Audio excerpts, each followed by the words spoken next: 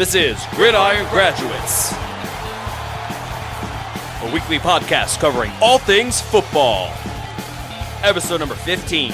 The wait is finally over. Almost. Recorded September 9th, 2015. Hello, friends out there in football land. Welcome to another edition of the Gridiron Graduates. I'm your boy, Bill Rossetti, joined as always by my good buddy Ian Wharton. Ian, what's going on, brother? Not much. Recording this Wednesday night, so people are either listening. We're about 24 hours or under until we get to opening kickoff. So things are good. 2 words. Thank God.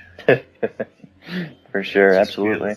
It's just been so long since we actually have a real game to talk about, and now here we are.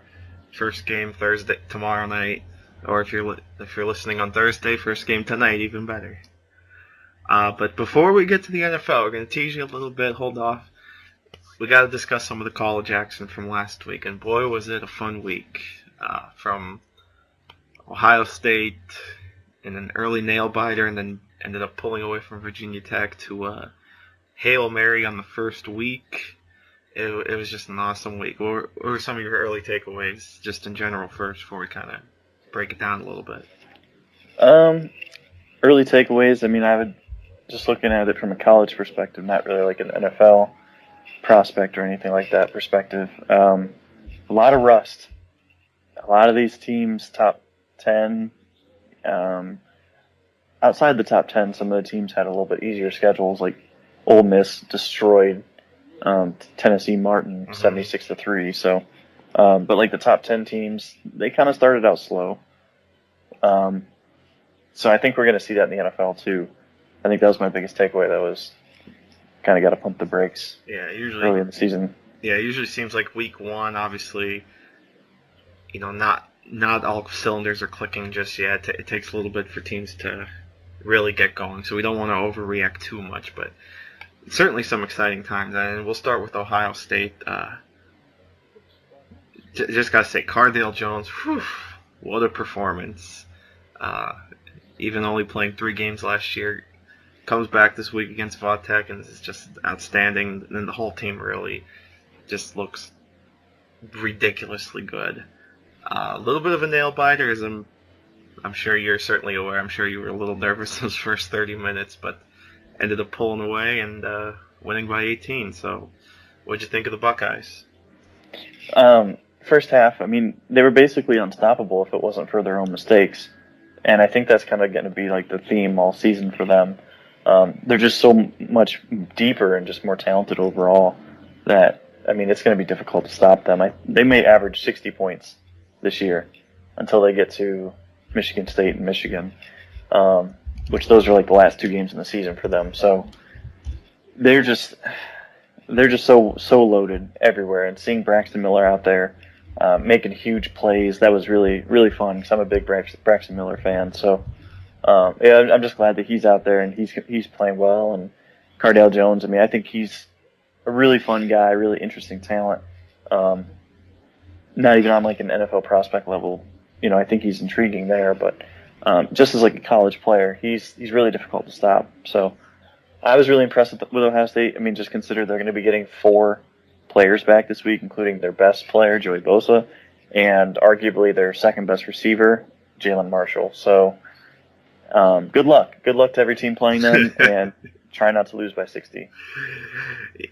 Yeah, if they look this good without a lot of their top players, it's definitely scary to see what's ahead. And like you said, they really don't have a tough test really till the next to last week. I'm just looking at their schedule now. The next 3 games are home against Hawaii, Northern Illinois, and Western Michigan. Those games might be over within the first 10 minutes. Big Ten opener at Indiana. Again, probably not going to be all that close. Just, the schedule makers certainly did them a few favors for sure. Other than Michigan State, Michigan, they don't really face much of the top team. Now, obviously, Penn State was looking to make a case as to be a decent team in the Big Ten. didn't exactly show that on Saturday, and needless to say, I was quite disappointed by their performance Saturday. The offensive line reverted back to their old ways of not being good. I would even catch a couple times the left or the tight end or H back, whatever, would have to help out the left tackle a little bit in pass protection. That's not good when your left tackle needs help in pass protection. He should be able to take on the edge or the defender one-on-one.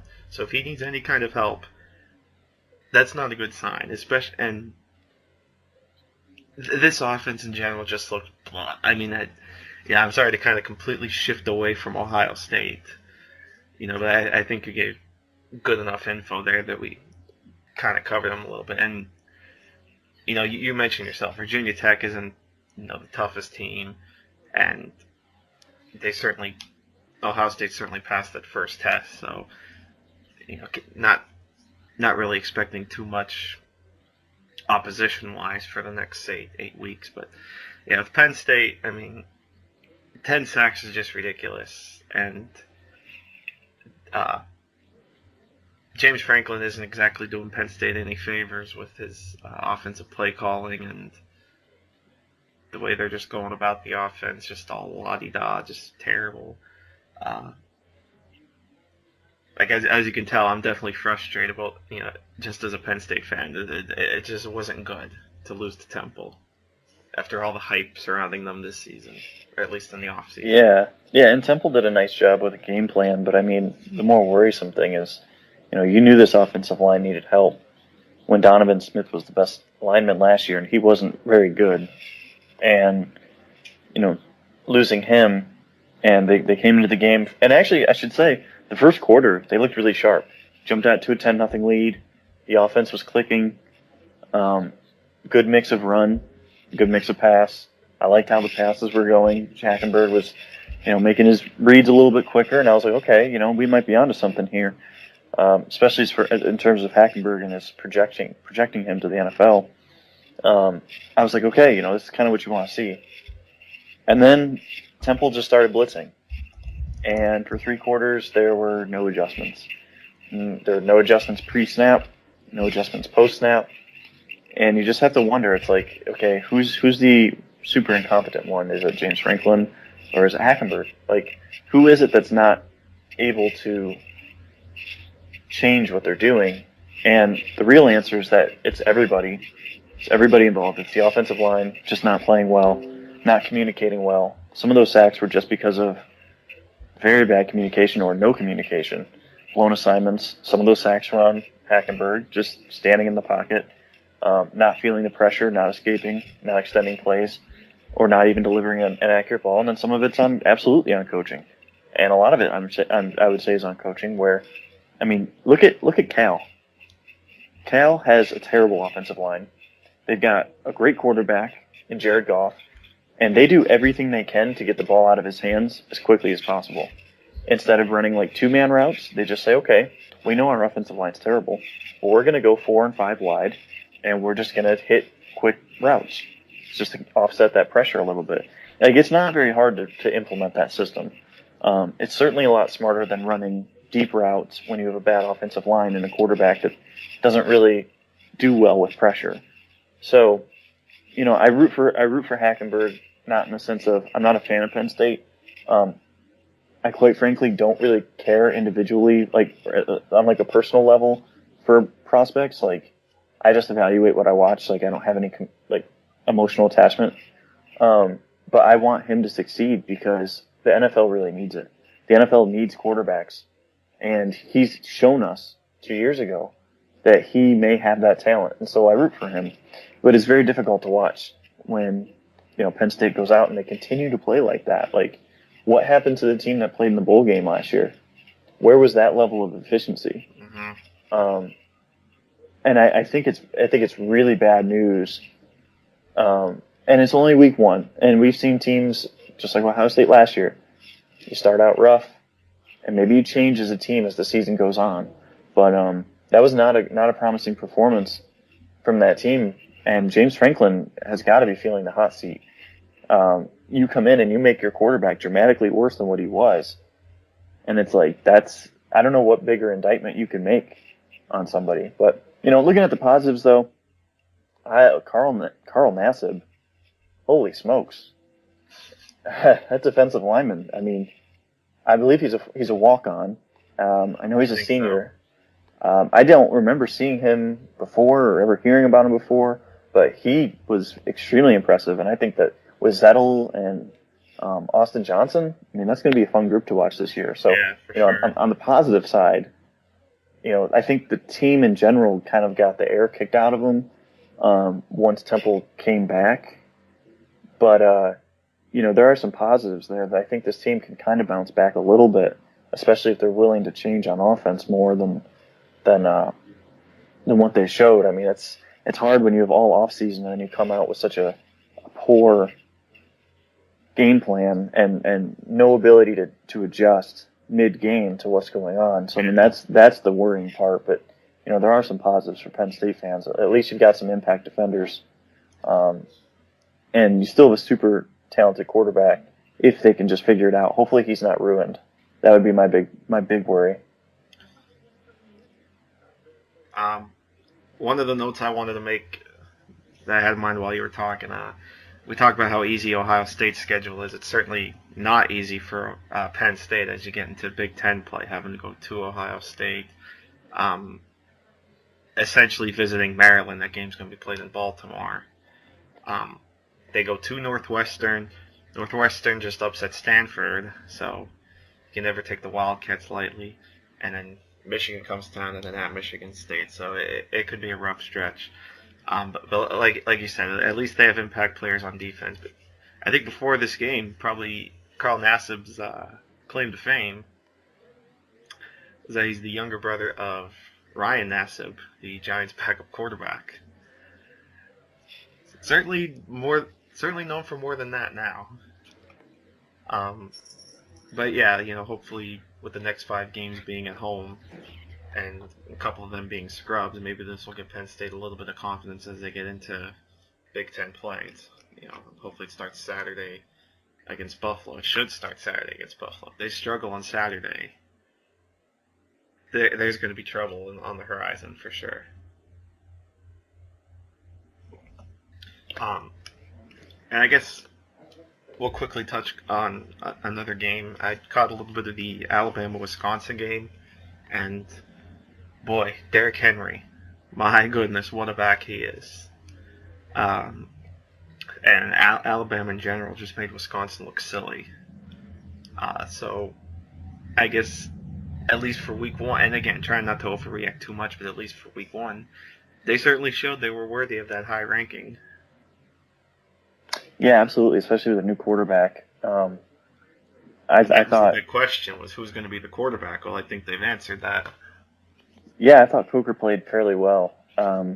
He didn't have to do a whole lot, and that's not surprising because Wisconsin's they're so limited in those games because they don't have playmakers outside the running back position. And to be honest, even there, I think the running backs, even going back to Melvin Gordon, are kind of overrated.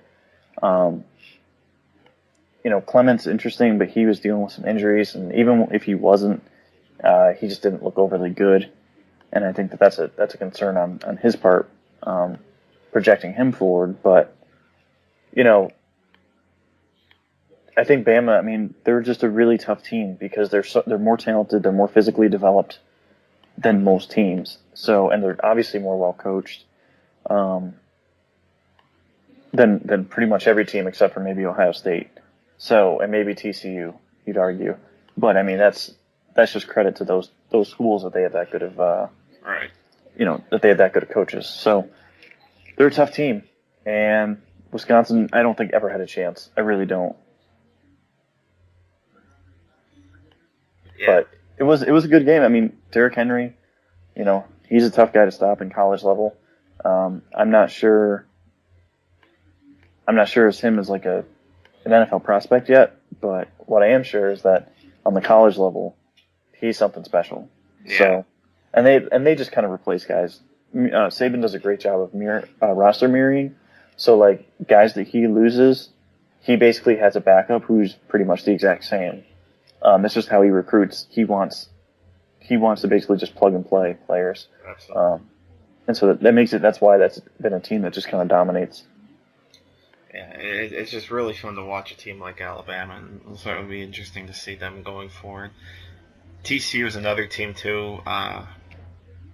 Looking forward to seeing them. They picked up a good win over Minnesota. See how they continue to,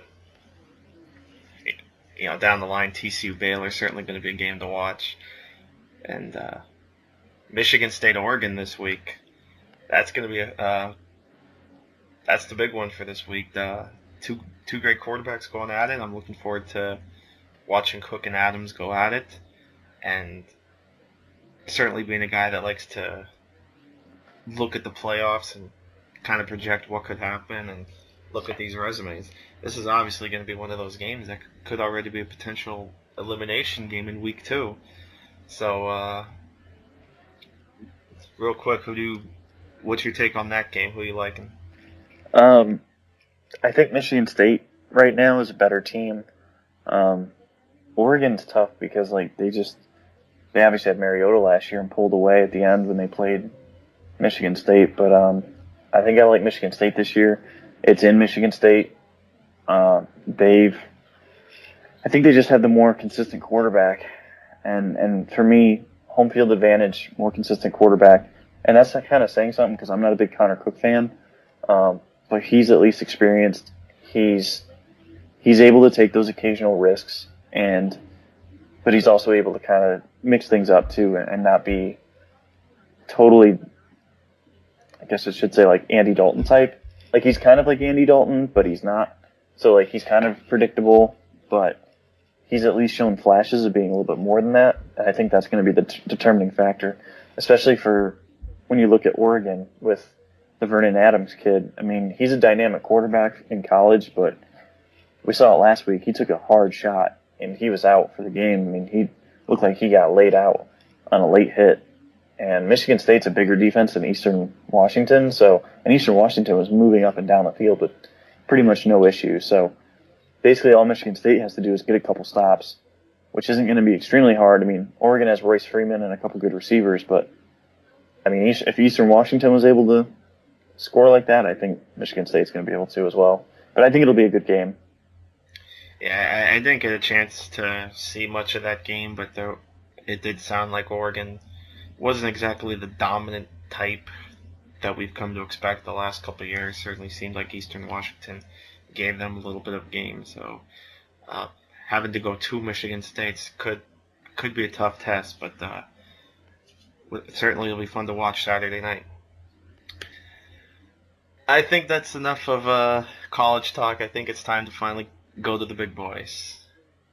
NFL Week 1 starts this week. Patriots Steelers Thursday night. Boy, like I said at the top of the show, it's just so great to have the regular season finally back.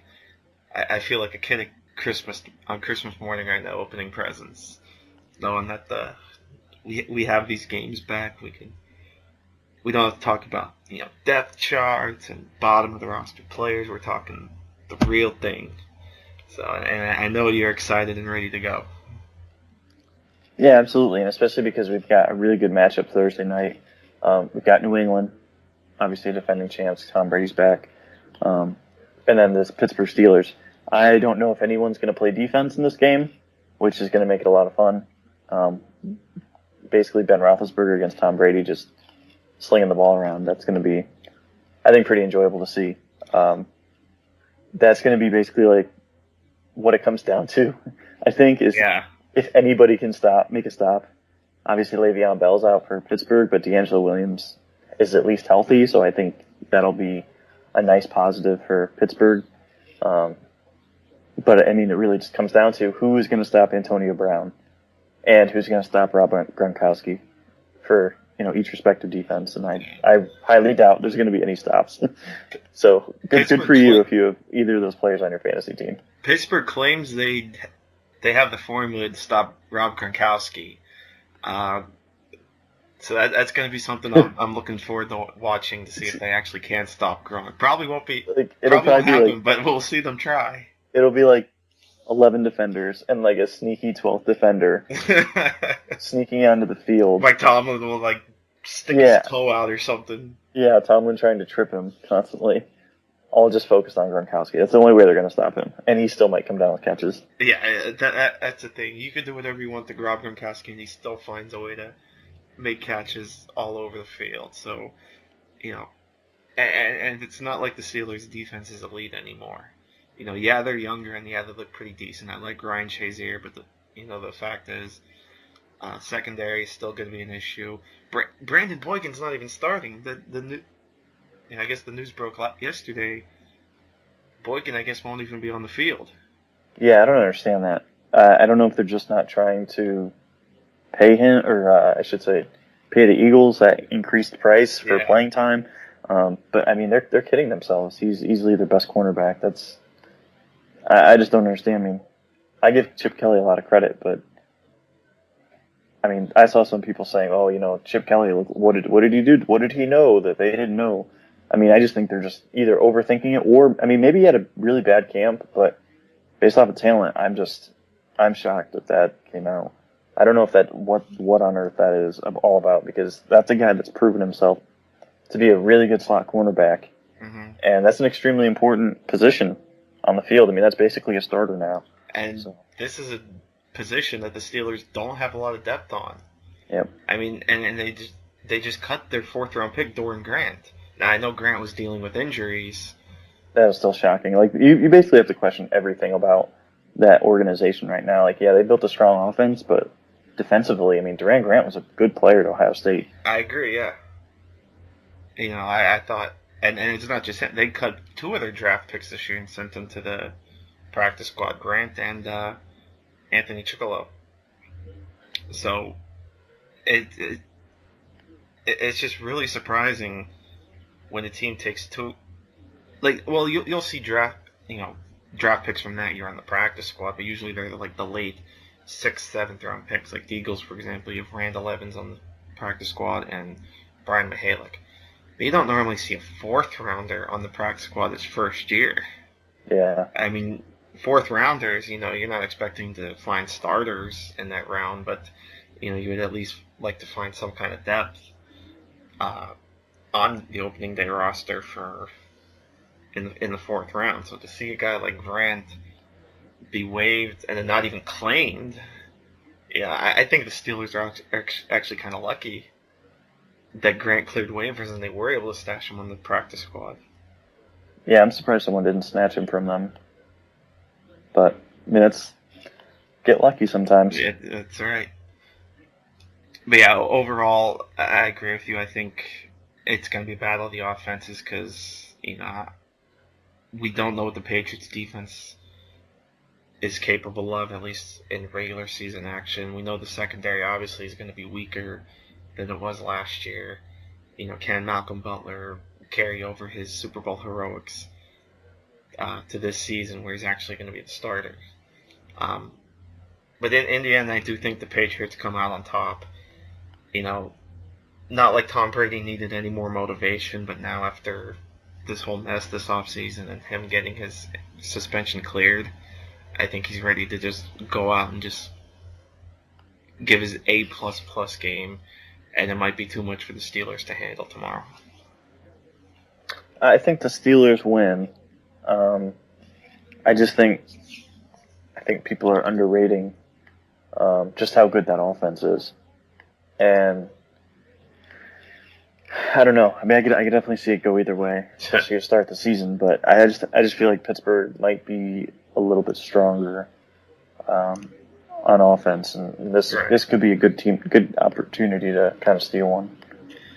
And without a doubt, this offense looks like it's going to be outstanding. It sucks that Pouncey goes down again. Yeah. But when you have Antonio Brown, you're capable really of anything, and Marcus Wheaton has shown he can be a quality receiver. D'Angelo Williams is still, we're not asking the world out of D'Angelo Williams, so he can still be serviceable for 2 games. And then the rest of the offensive line is still good. So, would it surprise me if the Steelers win? No. you know, Roethlisberger can take advantage, Tomlin can take advantage of the Patriots defense, and this is probably going to be like a 35-31 type game or something like that. You know, it's definitely going to be high scoring, and certainly the way we like to kick off the regular season. We'll move on now. I guess what we'll do now is we'll just pick a couple games that we're certainly interested in watching, and just kind of talk about it a little bit and pick a winner. One of the games that I'm certainly looking forward to, and I've talked about it before, is the Tampa Bay-Tennessee matchup, because I'm really intrigued how they set up these two teams to play each other week one when you have Marcus Mariota going against Jameis Winston, and obviously they're not going to be on the field at the same time, but just to see the two rookie quarterbacks on the field week one, it just feels so fascinating and intriguing to me, and I'm really looking forward to going back and watching that game, because I'm not going to be able to watch it live unless I find somewhere that has Sunday tickets. But just for that reason alone, just makes that game intriguing. I am going to pick Tennessee though in that game. I think, and I guess I just feel Mariota and the Titans just feel a little bit stronger right now than the Buccaneers. I think the Bucs still have some questions along the offensive line. Mike Evans is dealing with injuries. Not sure what we're going to get out of the defense from Tampa Bay. At least for Tennessee, you might get something out of. I'm drawing a blank on the free agent linebacker. For Tampa? For Tennessee. Tennessee. From Washington. I can't believe I'm drawing a blank. I know. I got to check our lads, but at least you can get something out of him. And I know who you're talking about. It's on the tip of my tongue. For those of you listening, we apologize that we're drawing a blank. I know it's only Tennessee, but certainly Jarrell Casey also one of the best. Brian Arakpo. Yes, thank you. Yeah, you might be able to get something out of Brian Arakpo, and Jarrell Casey is still a quality defensive lineman, and then they might be able to get after Winston a little bit. The interesting thing though for the Titans is that they only rostered 4 wide receivers. I thought Trey McBride had a chance to stick on the active roster. He didn't, but at least they were able to stash him on the practice squad. But overall, I think the Titans can hang with Tampa here, and I think Tennessee takes it. Yeah, I could definitely see that. I think it'll just be fascinating to kind of look at how Winston does, look at how Mariota does. I think Mariota's probably going to start off the season better. I just think he has better tools around him. His offensive line's a little bit better. Running game is probably going to be a little bit more consistent. Receivers aren't quite as good, but they're still talented. They still have some good receivers and tight end.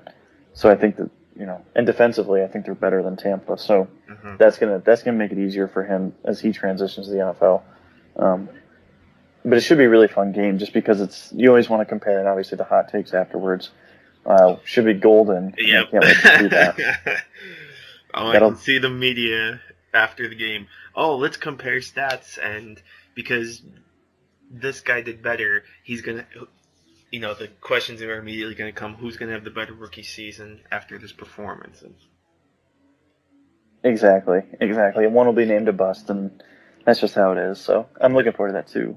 The one I'm probably looking forward to, my first game, I'd probably go with Arizona and New Orleans, in part because I don't know who either of these teams will be this year.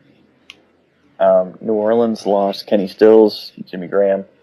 Obviously, that's going to present challenges. Brandon Cooks is really good, but it's basically him and an old fart version of Marcus Colston, and just a team that's going to be dumping off a lot of passes to running backs. So, I don't know. I'm just really interested to see how that works. They basically have no one playing on defense now.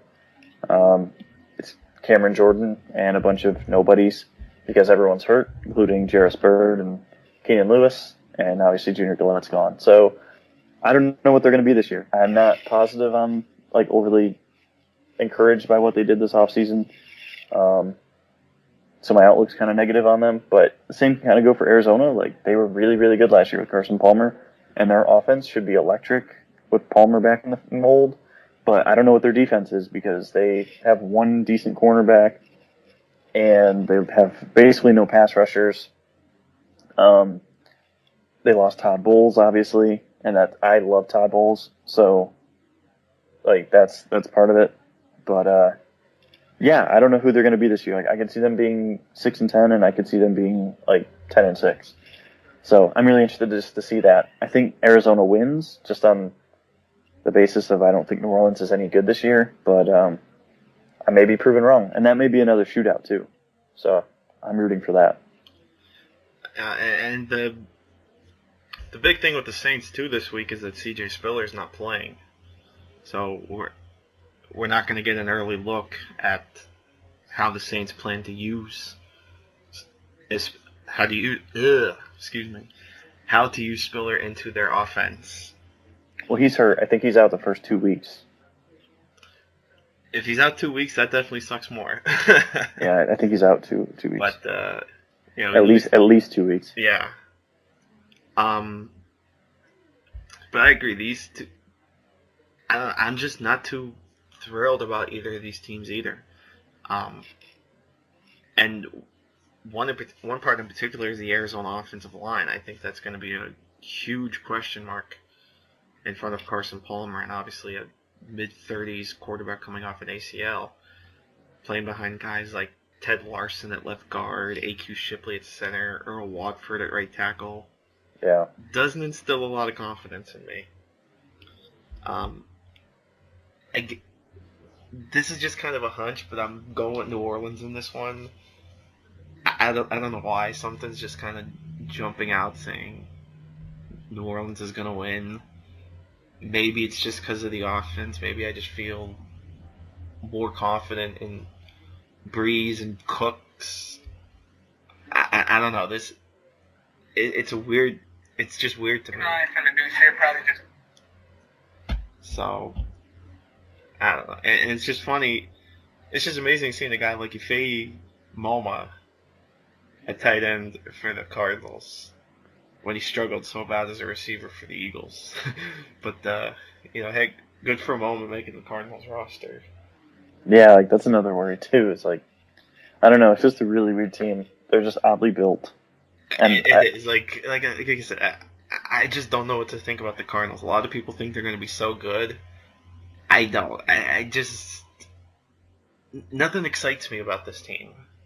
I still like Larry Fitzgerald, but he's obviously not the receiver he used to be. Floyd's, you don't know what you have still in Michael Floyd.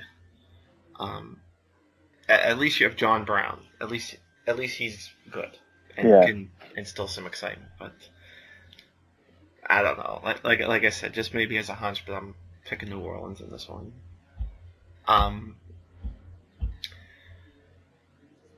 Another game I'm curious about that I'm actually picking a little bit of an upset in is the Carolina-Jacksonville game.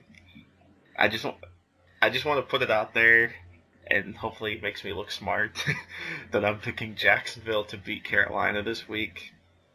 Because, as I've mentioned before, Carolina to me just looks really bad.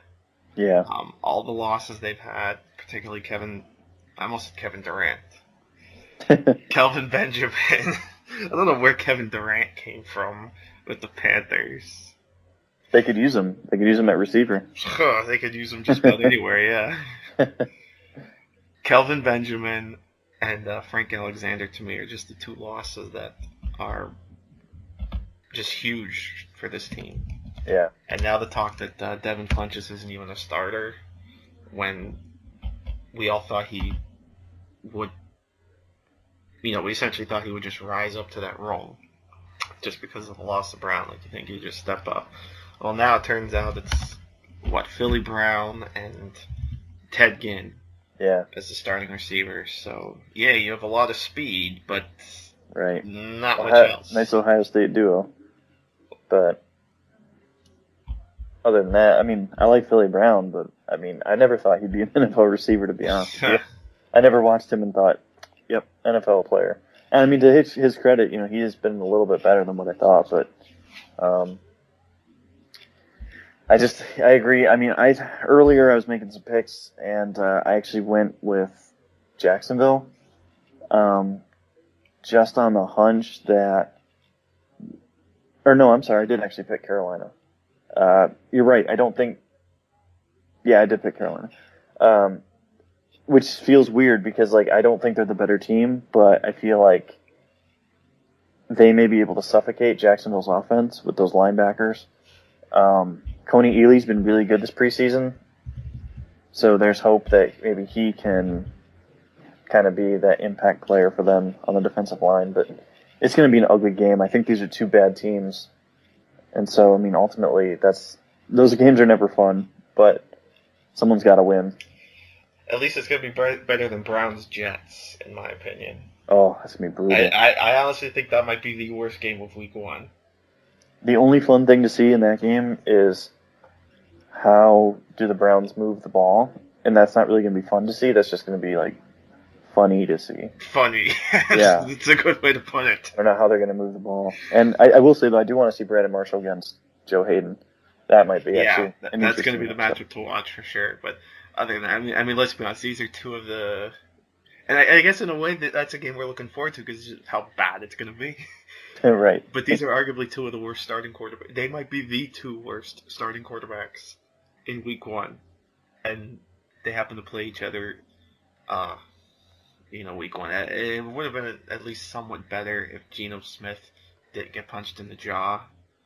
But unfortunately, some people can't control their temper, and now we're stuck with Ryan Fitzpatrick. Right. I mean, if you look up mediocre in the dictionary, there's a nice big picture of Ryan Fitzpatrick right next to the word. Right. Yeah, I mean, ugh. And unfortunately for me, I'm pretty sure, I could look it up quick, I'm pretty sure that's the regional game. That's the regional game I'm going to have Week 1. Let me just double check that. Yep. My regional 1 o'clock game is Cleveland, New York, so... That is unfortunate. Yeah, I'm just out of the Indy Buffalo territory, so... That's actually going to be my interesting game, my second interesting game this week, because... Oh, nice segue there. Yeah, it's good timing. I think that's just really interesting because Buffalo, their home crowd is crazy, and especially to open up the season, they're going to be just going nuts, especially with Rex Ryan. A little bit of a new hope. We've got a new quarterback, Tyrod Taylor, and I think I don't know what that was, but I'm really excited to see that because I think Taylor is going to be a difficult player to match up against for the first month of the season until teams really get tape on how to stop him and how they're using him.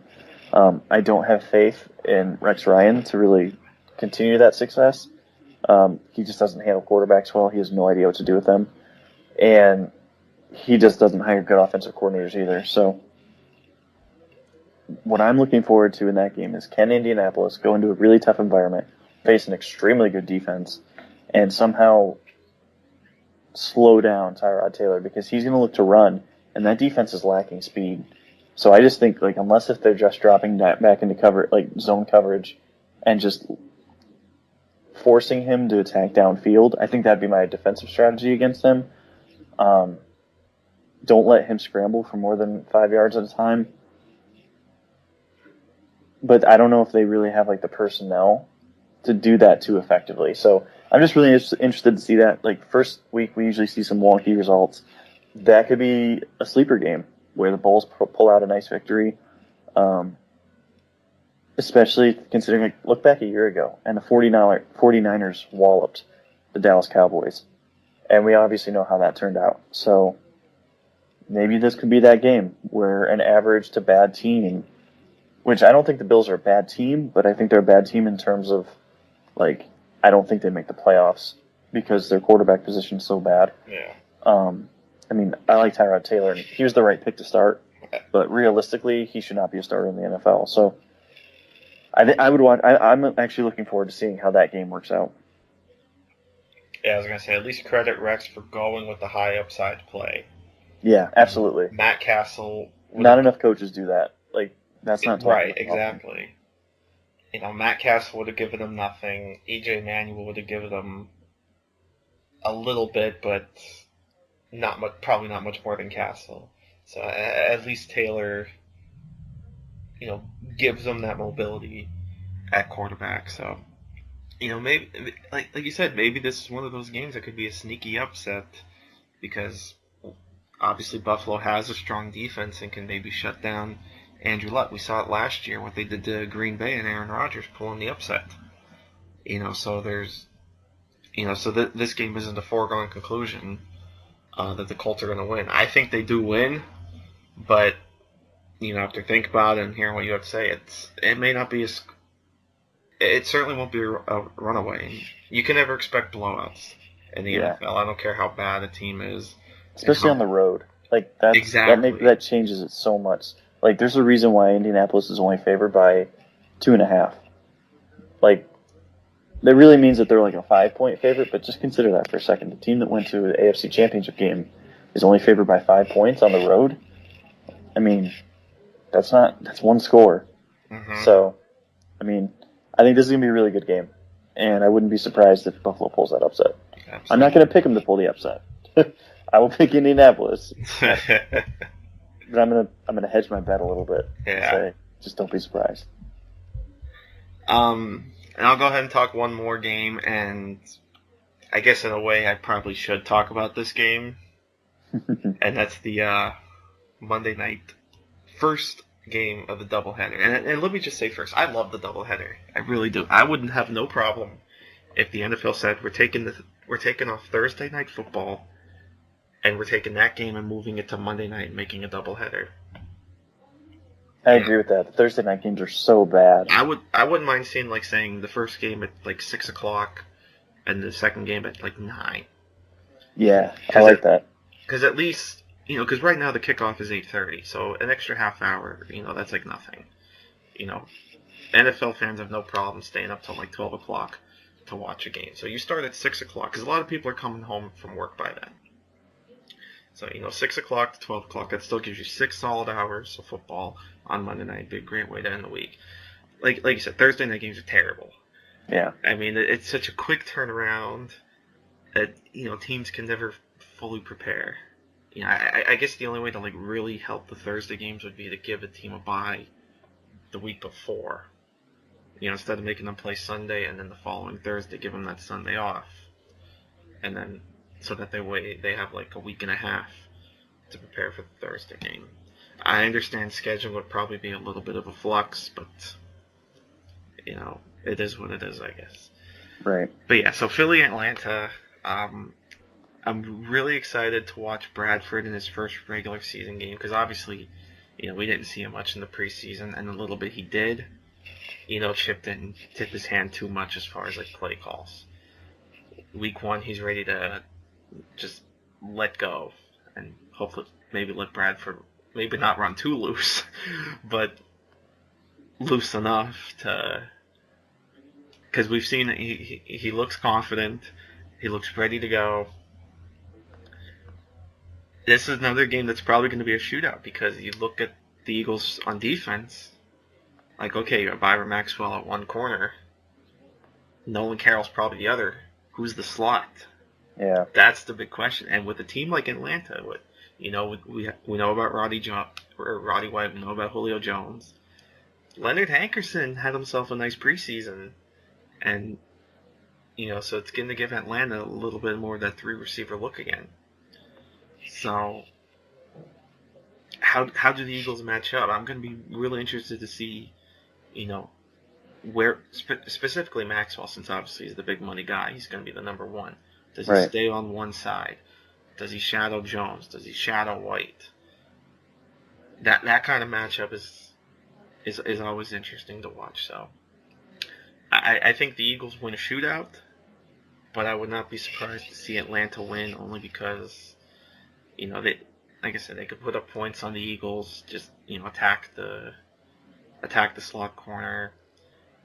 First game for a head coach, you never know what to expect. I think the Falcons are going to be excited to play for Dan Quinn. I think they're going to be ready to go. Matt Ryan's going to be ready to go. I think this turns out to be a real good first game for ESPN.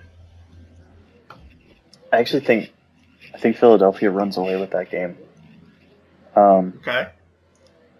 And part of it is, like you said, you've got Atlanta. We don't know what they are. They still have like a very makeshift defense.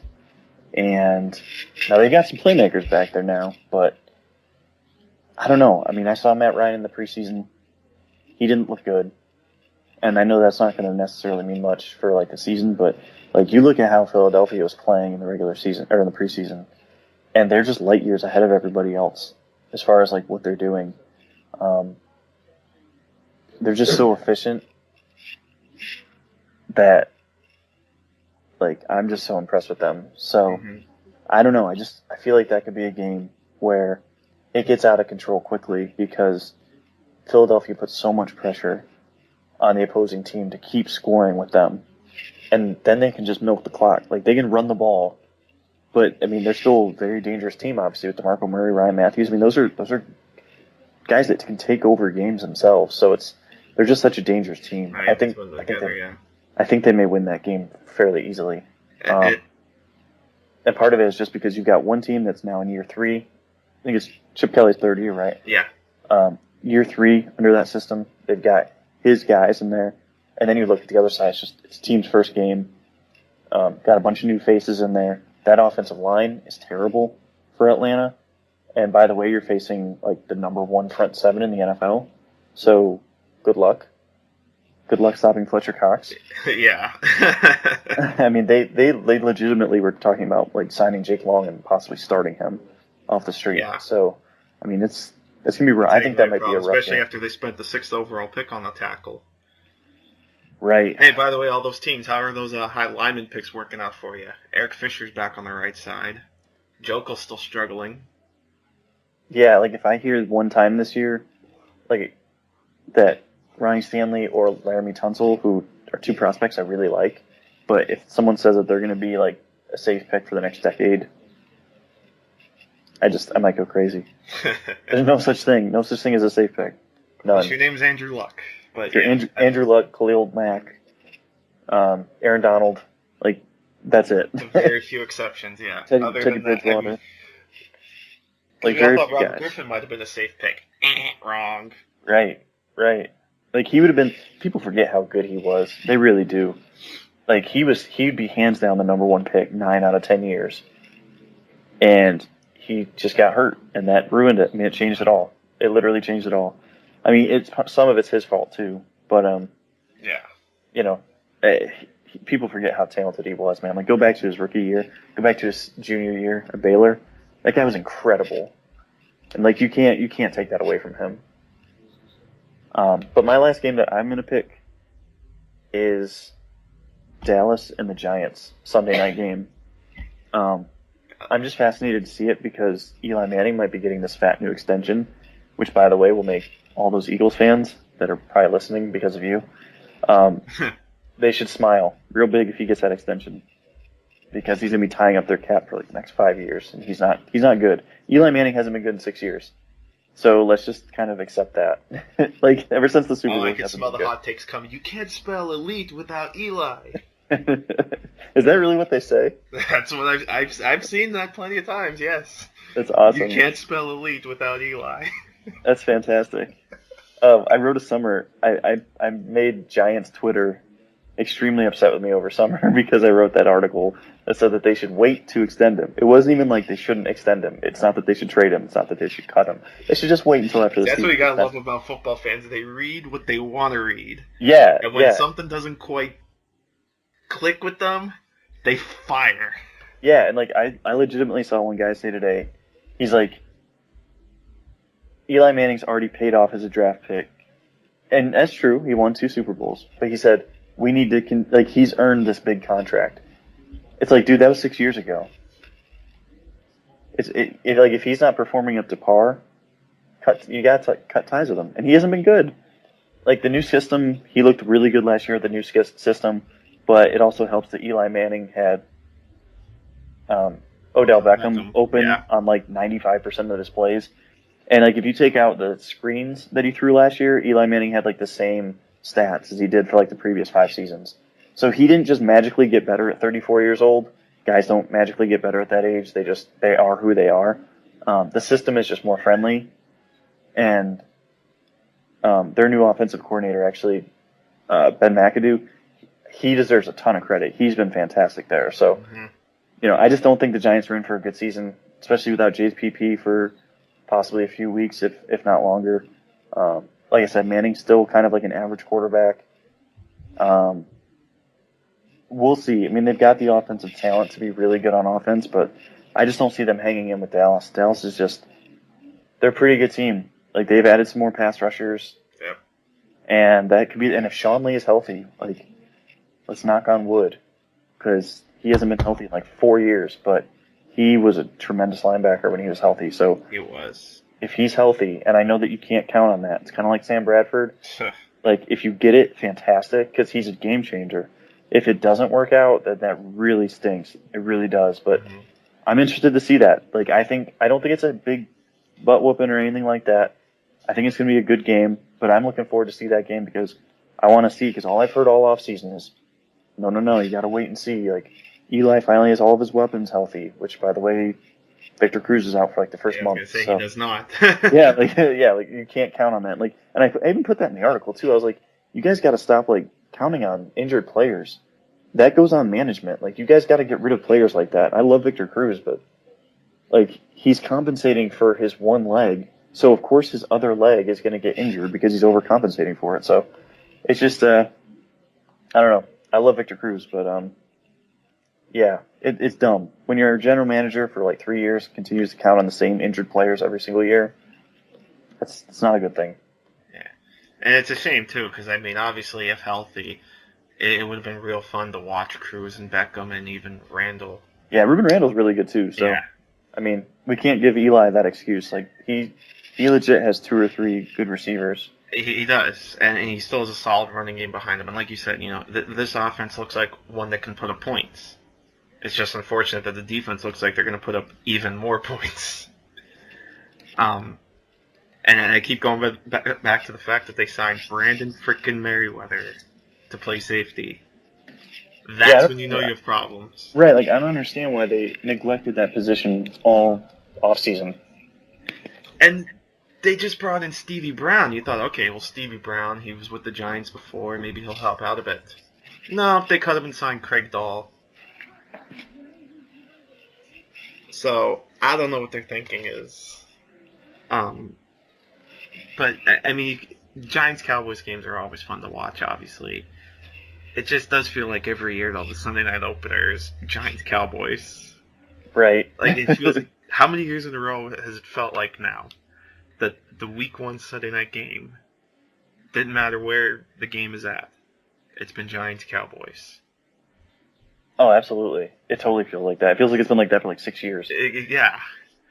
By the way, just kind of following Twitter right now as we're talking, as we're recording, Rand Getlin of NFL Network is actually reporting that the Panthers, so nice timing because we talked about the Panthers today, are closing in on a contract extension with Luke Kuechly. Oh, nice. He's like probably, I'd say, 4th best linebacker in the NFL. There's another hot take for you. Navarro Bowman. Just people forgot about Navarro Bowman, and we saw in the preseason he's back. Yeah. Like, it's hands down. Like, to me, it's not even a conversation. Like, you have Navarro Bowman 1, and then you start the list. Then you're like, okay, now I'll discuss with you who's number 2. Like, and I would put Bobby Wagner, and then I would put Levante David, and then I would have Luke Kuechly. Even the top 5. You're talking top 5 out of how many linebackers are in the NFL again? Right. So, I mean, it's just a matter of nitpicking, but yeah, Kuechly definitely one of the best and certainly deserving of the money that he is getting. Obviously, we don't know numbers because... Yeah, it's going to be massive. It will be contract massive, hasn't though. been finalized, but yeah, it's going to be. He's definitely deserving of it. Just one quick note: how the hell are the Mets playing so good right now? But, like, I know it's a quick switch to baseball, but I just got to make note of that. How the hell are we sitting here on September 9th, and the New York Mets are 7 games up in the division? 7 games, Ian! What is happening? It's been a long time. They're 7 up with 3 weeks to go. It's been a long time since I've seen this. Like, I really can't even remember the last time the Mets were really good. Just off the top of my head. Like, Phillies fans will come right at you and tell you, 2007, we came back from 7 games down with 17 to play. Yeah, it's amazing we still remember that number. But that's what it was, 7 games back with 17 to play. So That's awesome. Phillies fans are probably hoping that happens to the Mets. Of course, that would mean the Nationals win the division, so whatever. In any event, yeah, I think we covered a good bit. We actually, talking about, what did we get, 7 of the 16 games in yeah. about 40 minutes? That's not bad. And some of these games this week are really bad. Like Browns Jets. Excuse me. Sorry. Yeah. I mean, it's gonna be. There are gonna be some good ones too, for sure. For sure. For the national game, 4:25. I hate to say it, but Miami Washington probably gonna be really bad, only because I think Miami runs They should. Yeah. I said earlier, you can't expect blowouts, but that might be one that could possibly get ugly. Yeah, I mean, it should. Like, if Miami doesn't win by a couple scores, I'd be really disappointed. Yeah. Cincy Oakland, though, too, I'm kind of smelling a little bit of an upset in that one. I'm not gonna lie. I don't know why. I just feel like Oakland has the potential to pull the upset here. But we'll see. And my boy Tom McCarthy, who Phillies fans know quite well, actually has the call on that game. I always enjoy hearing Tom McCarthy call NFL games. But yeah, I guess that should just about do it. I think we're ready to go, ready to actually sit and discuss, not just sit and watch the first full Sunday of the NFL season. I've been ready for it since last Super Bowl. It's go time. It really is. I'm excited. I'm real excited. So we'll definitely be back next week, and we'll maybe touch on the Michigan State Oregon game, depending on how that goes. But I think we're gonna be talking a lot of NFL. Absolutely. I'm sure we'll have some stunners to talk about too. Yeah, definitely for sure. And I think we gave our picks on some of these games. I think we'll post on one of our sites. We'll have a running list of all our picks just for fun. See who's the better fortune teller in the NFL between Ian and I. So it's gonna be fun. I know you guys are looking forward to it. Enjoy the first week of the NFL, and I know we will. And if you want to hit us up during the games or after the games, certainly more than welcome to. We'll be grinding some of this film over the weekend too. So it's gonna be fun. We'll hit you back up next week. We'll recap week 1, look ahead to week 2. So for Ian Ward, I'm Bo Rossetti. Thanks for tuning in. We'll see you next time right here on the Gridiron Graduates. Take care, everybody.